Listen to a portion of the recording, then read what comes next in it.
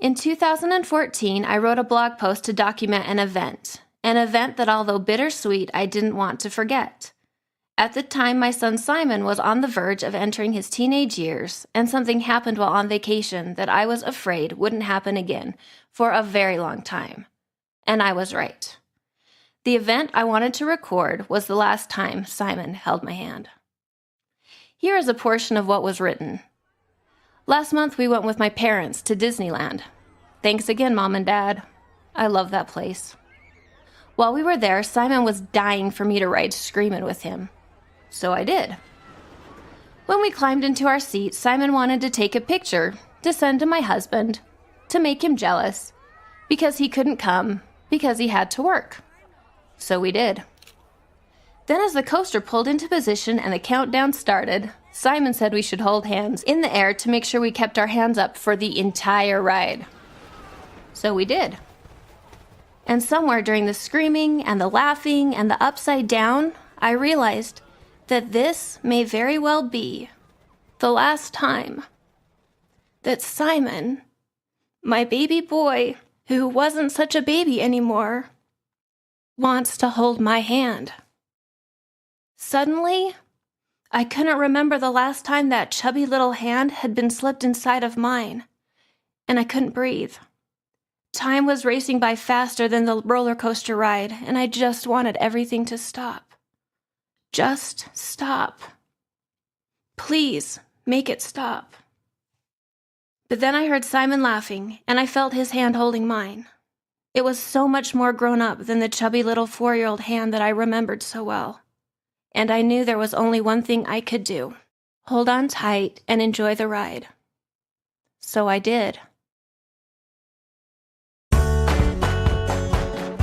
This is Elizabeth from Simple Simon & Company, and you are listening to Stitched. Today's episode is sponsored by Baby Lock.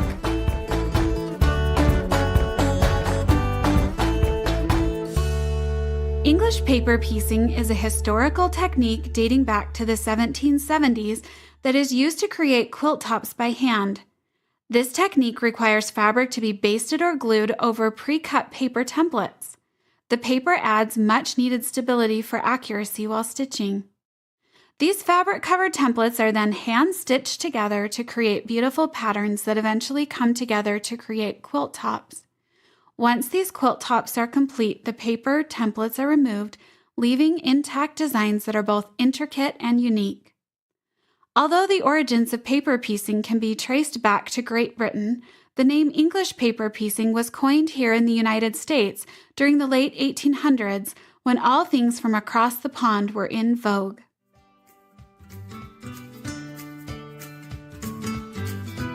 We'd like to pause here and talk for a minute about today's sponsor, Baby Lock. Both Elizabeth and I sew exclusively on Baby Lock machines and are so committed to them we have even been known to bring along a Baby Lock or two with us on vacations. With machines starting at $99 as well as classes and educational events, your Baby Lock retailer is sure to have you covered.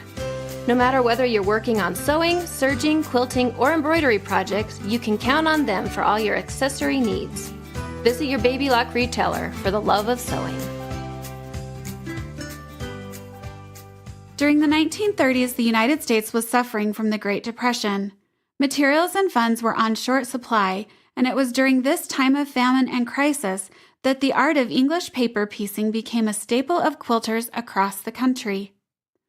Books, letters, and documents were recycled to create the pre-cut templates needed, and the small scraps required to cover those templates lent themselves nicely for such a task.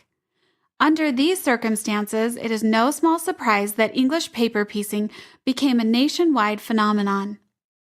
Possibly the most well-known paper piecing pattern is called Grandmother's Flower Garden and was a favorite during this era. Grandmother's Flower Garden is a mosaic patchwork that is created by stitching together flowers created by the hexagon shape. Each flower is created using 7 hexagons. 1 hexagon is placed in the middle, and 6 hexagons are stitched to that middle shape, 1 to each side, creating a 6-petaled flower with a center. Individual flowers can be then sewn together in an interlocking pattern that resembles a flower garden. These scrappy quilt tops are as easily recognizable as they are unique. Today, English paper piecing has been making a comeback. With countless acrylic templates, pre-cut and packaged laser-cut paper, and special adhesives combined with the endless variety of fabric types and prints, this art form is enjoying a renewed life with a modern twist. However, at the core of it is still handiwork. Pieces joined together, by hand, one stitch at a time to create something beautiful, memorable, and unique. Like the pre-cut templates in a paper piece quilt top, Simon's hand may have also been slipped out of mine. But the memory is still intact and sewn tightly to my heart, and just like the actual flowers in my grandmother's flower garden, I know there is a season for everything. While the season for tiny hand-holding is over, I'm stitching together new memories that are attached to those beautiful old ones.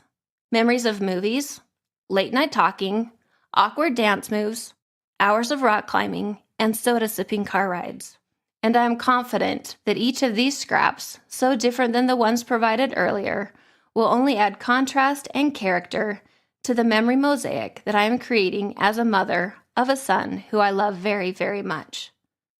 When I wrote down my feelings all those years ago, I ended the post by saying, "I can't stop time or my kids from growing up, no matter how desperately I want to. All I can really do is hold on tight and enjoy the ride." I didn't know at the time how right I was. Holding on tight and enjoying the ride is really all I can do. And so I will.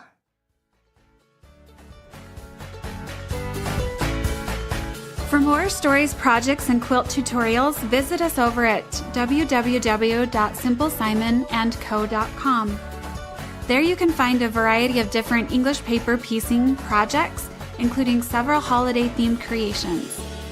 And as always, thanks for listening. We hope you will join us next time for podcast number 4.